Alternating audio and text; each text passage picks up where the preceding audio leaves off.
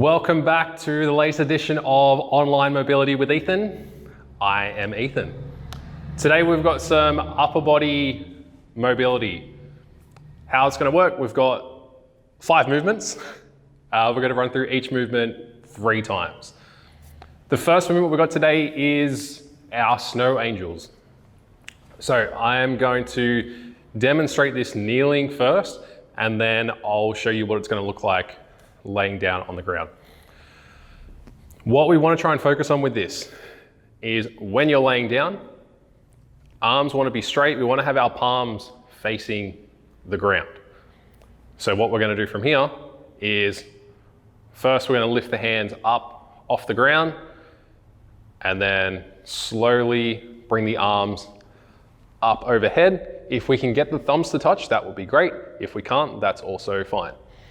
So we're going to hold here for a second or two, and then we slowly bring the arms back down to where they started, and then rest the hands on the ground.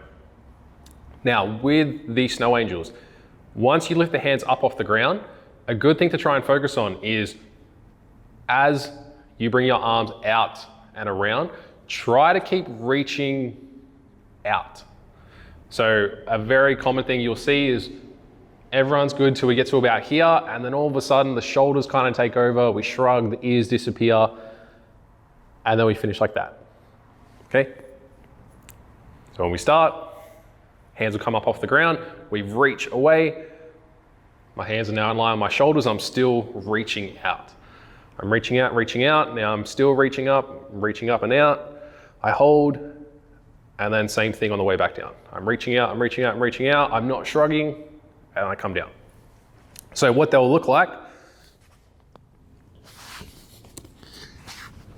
forehead again will be resting on the ground.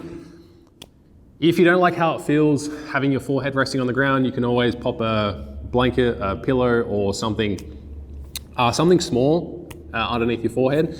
We just don't want to have a big surface, or we don't want to have our foreheads resting on a big surface. We want to try and keep our spine in a nice, or our neck in a nice neutral position. So we start here, come up, reaching out, hold, and then coming back. I'm reaching out, and then you can either keep your hands off the ground and go again, or you can take a quick break. So one more time.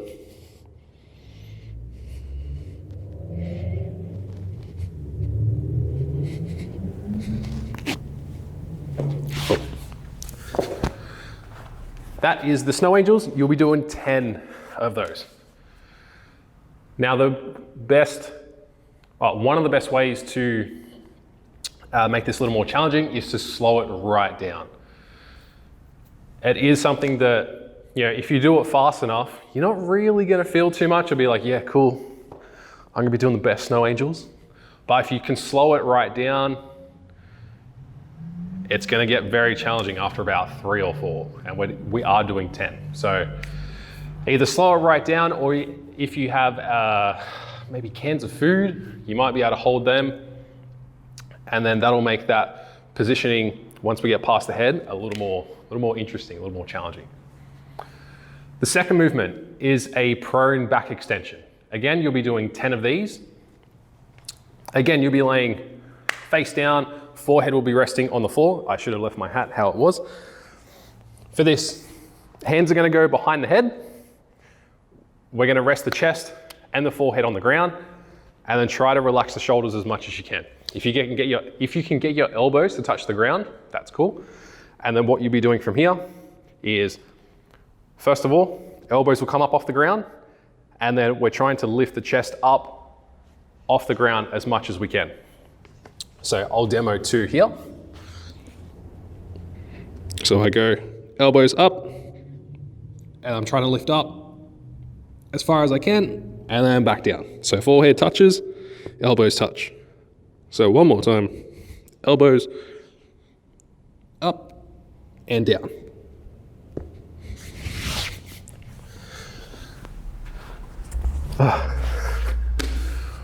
With the prone back extensions, the focus is to try and get as much of that movement to come from the upper back. We want to try our best to not kind of use momentum and try to rock ourselves up. All right? You might want to put something on top of your feet to keep your feet locked down. But if you don't have anything, if you don't have someone to stand on your feet or hold your legs down, again, you've seen that I can do it. I can't get very far. There will be some of you guys out there who can get the chest very far off the floor, and I am very envious of you. So 10 prone back extensions, trying to go hands behind the head, elbows up off the ground, chest up, control down. Third movement is what's called a median nerve glide. For this, you will need a wall or a door or something to rest your hand on. What it's going to look like, we want to have the hand out. We're trying to rest that hand with the fingers facing down. Ideally, we'd have the hand in line with the shoulder. So if we see from this angle here, my hand is roughly at shoulder height. If I go much higher, it's going to put a lot of pressure on the forearm and on the wrist. You can put a little further down if you are struggling to get that range of motion. But either way, find a spot that's comfortable, somewhere that you can get as much of your hand on the wall as you can. Then what you'll do is try to keep everything nice and still. And then you're going to take your left ear to your left shoulder. And then we come up and we go right ear to right shoulder. So again, left ear to left shoulder, right ear to right shoulder. For this, you are going to be doing 10 on each side. So it'll be left, right is 1. Left, right, 2. So 10 on the left and then 10 on the right. If at any point you feel a bit of a sensation through the palm of your hand, don't worry, it's perfectly normal. That is just kind of the nerves running down to the end of your hand. So what we're doing is we're trying to stretch the forearm, stretch the bottom of the palm. We're trying to stretch that out and then slowly run through some ranges of motion through the neck. Because what you may find is the muscles that run through your neck, because we don't use them a whole lot, especially if you work at a desk, you kind of stay in one position a lot. If the muscles don't get used very often, they may start to tighten and they may start pressing on nerves, which can be a little frightening sometimes because people will automatically think nerve pain means something really bad. And it could just simply mean that there's a muscle that's just kind of compressed on a nerve. So by running through some of these, nice and slow, we're using those muscles of the neck to help kind of wake the muscles up. And if they are resting on a nerve, hopefully they'll be able to kind of relax and come away from the nerve. Fourth movement we've got is what's called a Jefferson Curl. With a Jefferson Curl, you want to have your feet underneath your hips. You want to stand up nice and tall. What you're going to do is we're going to start by tucking the chin, and we're essentially just going to fold forward. But what we want to do is see if we can get our spine to just kind of roll in a nice curve. Think about trying to move vertebra by vertebra. So from here, I tuck the chin. I then let the shoulders round. I'm trying to get that mid-back, mid-thoracic to round as much as I can. And with my legs, I'm keeping my legs relatively straight. I just don't want to be hyperextending. So you can keep a slight bend if you like. I'm then going to fold forward, fold as far forward as I can. And then coming up, I want to think of the movement coming from my lower back and then slowly working my way up. So I'm thinking, I'm trying to get these vertebrae to move, and I slowly work my way up. And then eventually back to where we started. So I'll just run through one more time without me talking so you can kind of see what it really looks like. So I start here.